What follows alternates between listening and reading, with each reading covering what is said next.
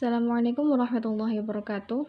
Nama saya Nabila Zulfa, NIM 201750114, kelas 2 YTA, mata kuliah Web Design dan CEO, dengan dosen pengampu Bapak Yusuf Herianto, MKom MTA.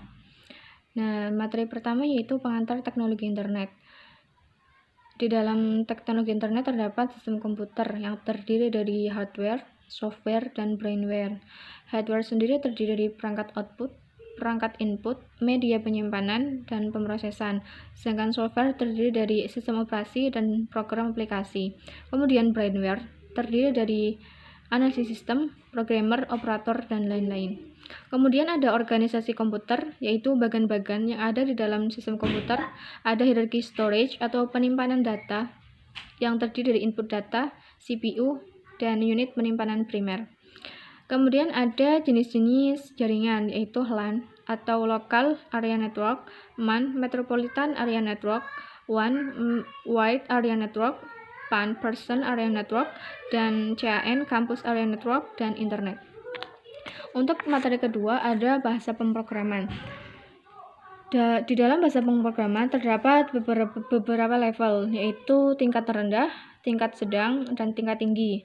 Dari beberapa tingkatan tersebut mempunyai beberapa kelebihan dan kekurangan.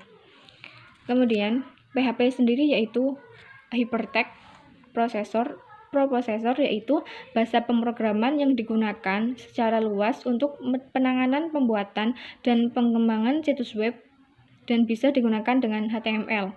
Sedangkan HTML sendiri yaitu Hypertext Markup Language yang merupakan salah satu bahasa pemrograman dalam pembuatan kerangka website. Untuk materi ketiga ada database dan implementasinya. Database atau basic data adalah kumpulan data yang terorganisir yang umumnya disimpan secara elektronik dari suatu sistem komputer. Kemudian tahapan dalam perancangan database ada perencanaan basic data, mengidentifikasi sistem, dan kemudian sampai ke pemeliharaan operasional. Dalam perangkat lunak basic data ada Microsoft SQL Server dan Oracle. Kemudian materi yang keempat ada domain dan hosting. Hosting adalah sebagai tempat atau media untuk meletakkan file website seperti gambar, video, script website, serta database. Kemudian ada domain. Domain yaitu nama alamat dari bangunan atau website.